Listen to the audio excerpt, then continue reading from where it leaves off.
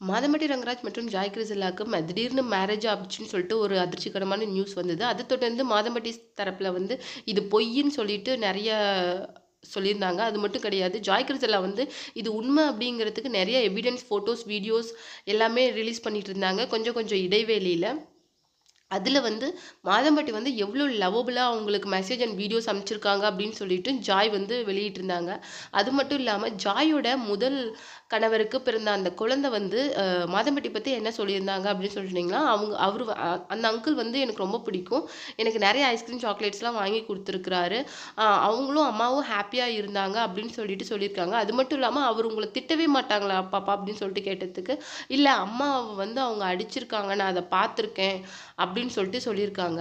அதுக்கு வந்து ஜாய் கிருஷ்ணா கிட்ட ஒரு வீடியோஸ்ல மீடியா என்ன கேட்டிருக்காங்களா அப்படின்னு பார்த்தீங்கன்னா, நீங்க வந்து இந்த அளவுக்கு சொல்றீங்கல்ல, நீங்க இவ்ளோ ஒரு ப்ரூவ் பண்ணணும்னு என்ன இருக்கு?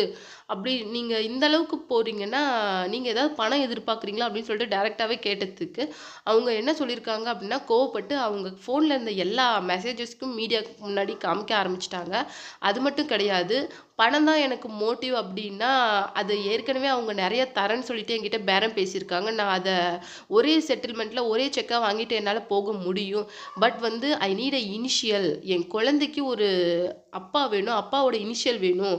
அதுக்காக தான் நான் இவ்ளோ தூரம் நின்னுட்டு ஒரு விமனா என் கூட யாருமே சப்போர்ட் கிடையாது. நான் மட்டும் தான்.